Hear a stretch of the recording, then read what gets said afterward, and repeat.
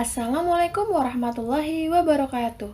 Halo anak-anak, bagaimana kabar kalian? Semoga kalian selalu dalam keadaan yang sehat ya. Bertemu lagi dengan Bu Friska pada pembelajaran tematik. Mari kita belajar bersama-sama.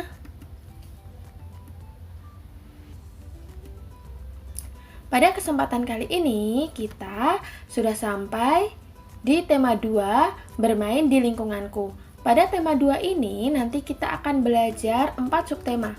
Yang pertama, bermain di lingkungan rumah. Yang kedua, bermain di rumah teman. Yang ketiga, bermain di lingkungan sekolah. Dan yang keempat, bermain di tempat wisata. Kita akan belajar subtema 1 terlebih dahulu. Pada subtema 1 ini, kita akan belajar tentang perkalian, wujud benda, dan aturan-aturan. Hari ini, hari Minggu. Setelah membantu ibu dan ayah, Benny dan kakaknya Tiur bermain bersama. Mereka bermain perahu kertas. Kalian bisa lihat, di sini ada Tiur dan Benny sedang bermain perahu dari kertas. Yang dilakukan Benny dan Kak Tiur? Mereka sedang bermain kertas ya. Pernahkah kamu melakukan kegiatan tersebut? Pasti kalian pernah. Namun, apabila kalian belum pernah bermain perahu kertas, kalian bisa bermain di rumah ya. Bermain perahu kertas. Benny sangat senang bermain perahu kertas. Permainan ini sangatlah sederhana. 1 lembar kertas bisa menghasilkan sebuah perahu. Perahu yang telah selesai dibuat diapungkan di dalam baskom berisi air. Selain itu, juga bisa diapungkan pada genangan air di saat hujan turun. Perahu dapat berlayar dengan bantuan angin. Benny sangat menyukai permainan ini. Nah, sekarang jawablah pertanyaan berikut ini berdasarkan teks bermain perahu kertas. Punyai 2 buah perahu kertas. Kemudian, ayah juga membuat 2 buah perahu kertas lagi.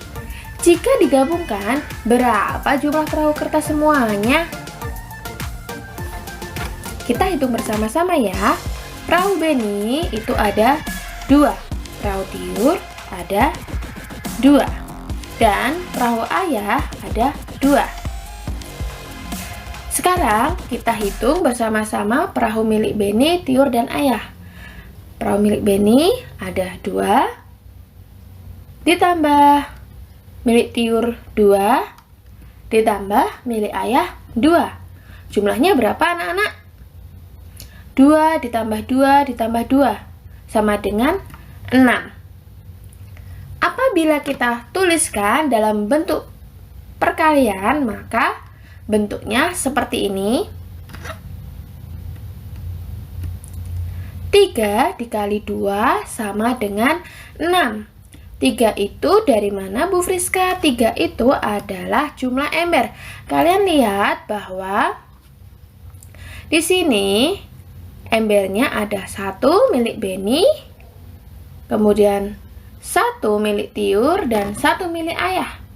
Jika dijumlahkan, ember ini ada 3. Angka 3 kalian tuliskan di paling depan. Kemudian 2 ini adalah isi masing-masing ember. Jadi isi perahu di setiap ember ini adalah 2. Milik Benny 2, milik Tiur 2, milik ayah 2. Semua masing-masing ember berisi 2 perahu. Lalu hasilnya 6 itu adalah jumlah setelah digabungkan ya. Apabila kalian lupa dalam menuliskan bentuk perkalian, maka kalian bisa mengingat kembali dengan cara kalian menghafalkan lagu berikut ini. Judulnya Belajar Perkalian. Irama lagu ini yaitu dari lagu Becak ciptaan Ibu Sud. Sudah siap? Oke, kita mulai. Aku mau belajar, belajar perkalian. Perkalian adalah penjumlahan berulang. Ingat kata bu guru, aturan minum obat. Ayo kawan, mari kita belajar. 3 dikali 1 sama dengan berapa? Itu sama artinya, satunya ada 3. Ayo kawan semua, mari kita jumlahkan. Ayo kawan, siapa tahu jawabnya? Gimana anak-anak? Bisa? Pasti kalian bisa ya. Nah, di sini yang perlu kalian cermati dari lagu ini adalah perkalian itu adalah penjumlahan berulang. 3 dikali 1 sama dengan berapa? Itu artinya satunya ada 3. Jadi, ketika 3 dikali 1 sama dengan 1 ditambah 1 ditambah 1 sama dengan 3. Kita lihat contoh berikut ini. Kita lihat ada perahu berwarna biru dan ada perahu berwarna merah. Satu kelompok biru, satu kelompok merah. Setiap kelompok itu di sini ada 3 perahu ya. Sekarang, ada berapa kelompok perahu pada gambar tersebut? Ada berapa? 2 ya, kelompok perahu biru dan kelompok perahu merah. Kemudian, berapa jumlah perahu setelah digabungkan? Masing-masing kelompok isinya ada 3. 3 ditambah 3 sama dengan 6. Kalau ditulis dalam bentuk perkalian, ingat bahwa perkalian adalah penjumlahan berulang. Ya, yang berulang itu adalah isi dari masing-masing kelompok ya. Jadi jumlah kelompoknya ada 2 dikalikan 3 sama dengan 6. Oke, sekarang kalian coba untuk mengerjakan soal berikut ini ya. Kalian bisa tuliskan hasil pekerjaan ini di buku tulis kalian. Setelah kalian mengerjakan, kalian bisa amati gambar berikut ini. Gambar apakah ini? Ya, gambar ini adalah gambar simpai. Tahukah teman-teman, apakah simpai itu? Pernahkah teman-teman memainkannya? Jadi, simpai itu adalah alat permainan yang berbentuk lingkaran. Simpai ini terbuat dari rotan. Simpai dapat dipakai untuk bermain dan berolahraga. Nah, kita amati lagi ya. Hasil pengamatannya bentuknya apa ini anak-anak? Lingkaran. Kegunaannya tadi sesuai isi bacaan adalah untuk bermain dan berolahraga. Siapa di antara anak-anak yang sudah mahir dalam bermain simpai? Kalian bisa loh berolahraga menggunakan simpai ini. Setelah kita mengamati simpai, kita amati gambar berikut ini. Dan perhatikan teks bacaannya. Aku adalah sebuah benda. Bentukku segi 4.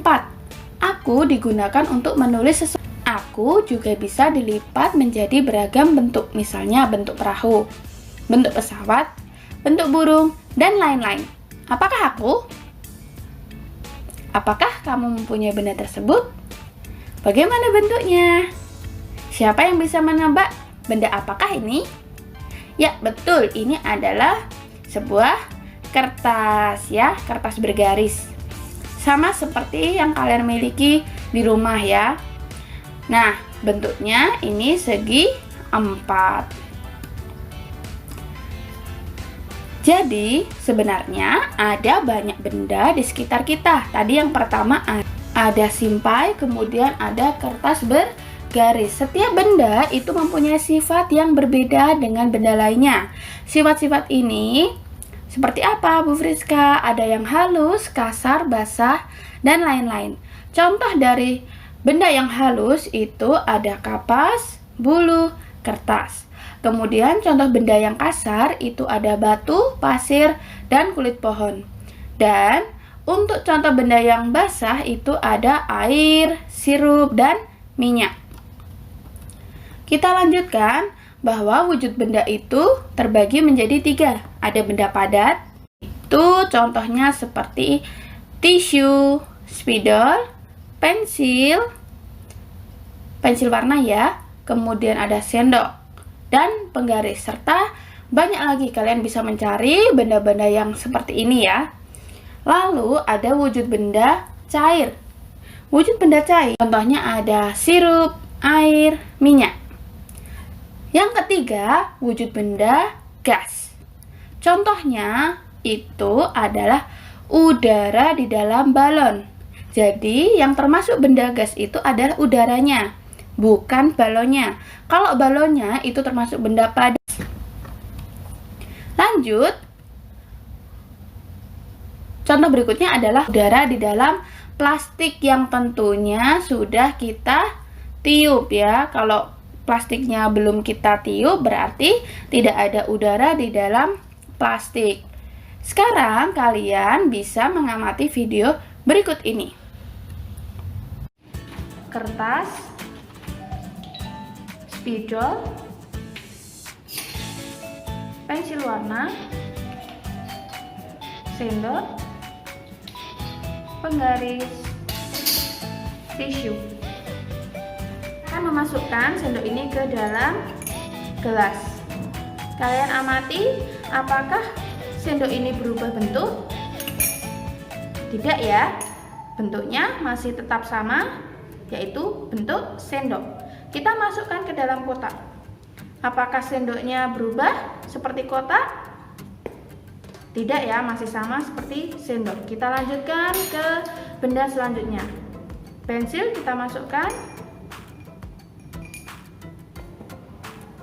Tidak berubah ya, masih sama. Kemudian spidol sama. Nah, ini tisu kita masukkan ke dalam gelas. Apakah berubah? Tidak ya. Kita masukkan ke dalam kotak. Berubah? Tidak. Kemudian penggaris kita masukkan. Ada perubahan? Tidak. Ke dalam kotak? Masih sama, wujudnya adalah penggaris. Yang terakhir adalah kertas. Kita masukkan ke dalam gelas. Tidak berubah. Tidak berubah.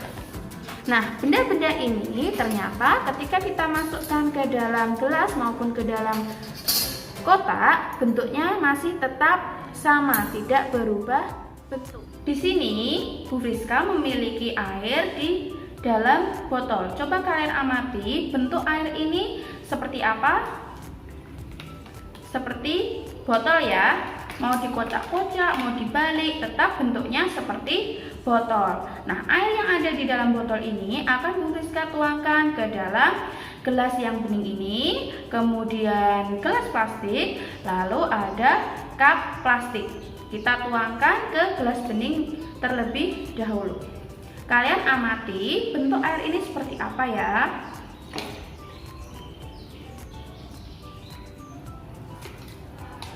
Nah, seperti apa bentuknya?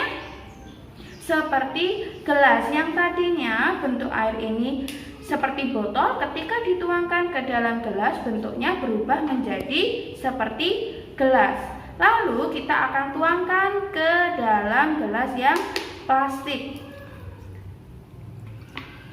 Kalian amati bentuknya seperti apa?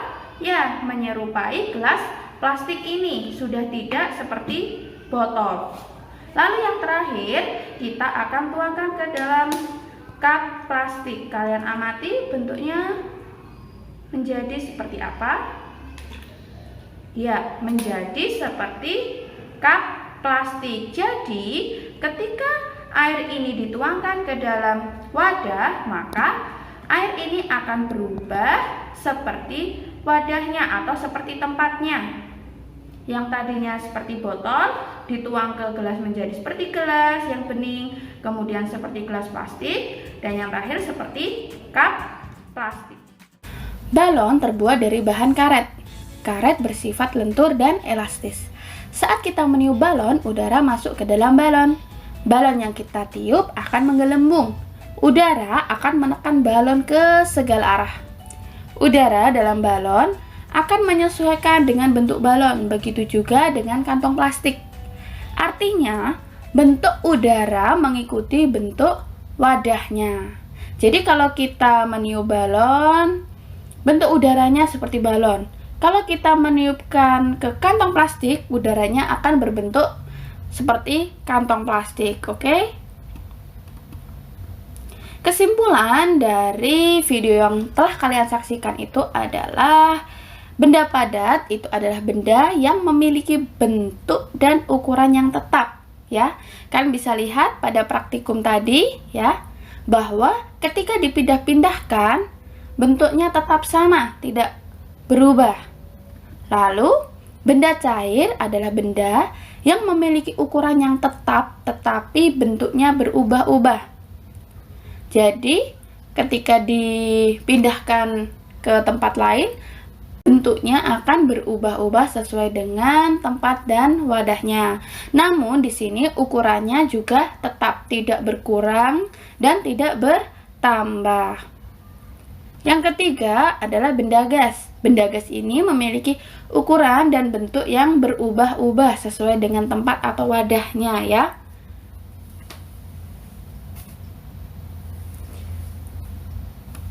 Nah, sekarang kalian berlatih untuk mengisi hasil pengamatan kalian pada tabel di sini. Kalian bisa tuliskan hasil pengamatan ini di buku tulis kalian. Setelah itu, yuk kita membaca.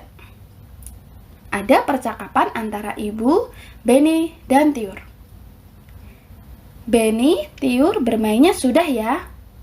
Tapi Benny masih belum bisa, Bu.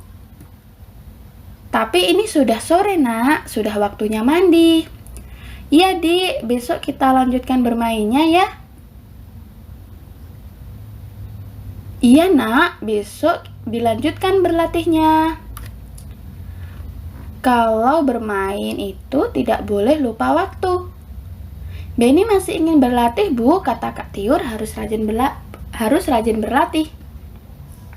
Benar kata Ibu, Dik. Ayo kita mandi. Baiklah, Bu. Kak, ayo. Dari teks percakapan tadi, kita jawab pertanyaan berikut ini. Apa yang disampaikan Ibu kepada Benny dan Tiur? Ya, jadi Ibu itu mengingatkan untuk mengakhiri permainan dan lekas mandi. Tanggapan Benny ketika diingatkan Ibu bagaimana? Masih ingin bermain. Lalu apa akibatnya kalau lupa waktu dalam bermain? Ya, akibatnya nanti kita menjadi lupa terhadap kewajiban kita, seperti mandi, sholat, belajar, dan lain-lain. Sekarang kalian diskusikan dengan kakak atau ayah bunda apa saja aturan dalam bermain. Nah, kita lihat ada gambar dua anak yang sedang bermain air. Di sini, semua permainan itu ada aturannya. Aturan itu ada di mana-mana. Ada yang di rumah, di sekolah, dan di masyarakat. Aturan itu berguna untuk mengatur kehidupan. Aturan di rumah wajib ditaati oleh semua anggota keluarga. Ada ayah, ibu, kakak, adik, ya, semua yang ada di anggota keluarga tersebut. Aturan dalam bermain juga wajib ditaati oleh semua anggota yang ikut dalam permainan. Apa yang terjadi kalau kita tidak mematuhi aturan? Mendapatkan teguran, sanksi, dan lain-lain.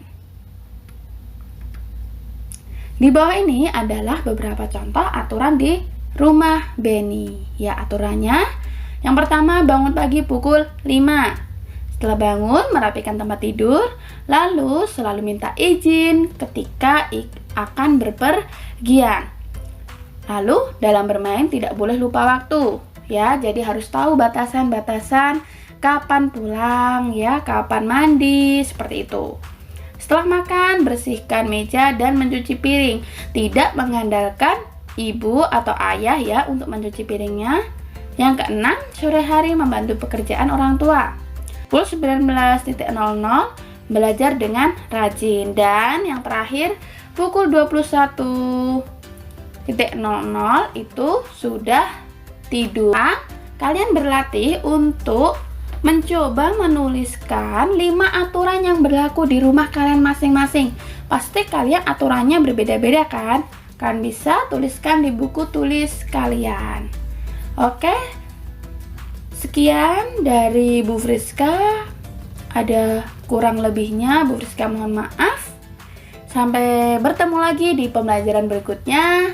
Wabillahi taufiq wal hidayah. Wassalamualaikum warahmatullahi wabarakatuh.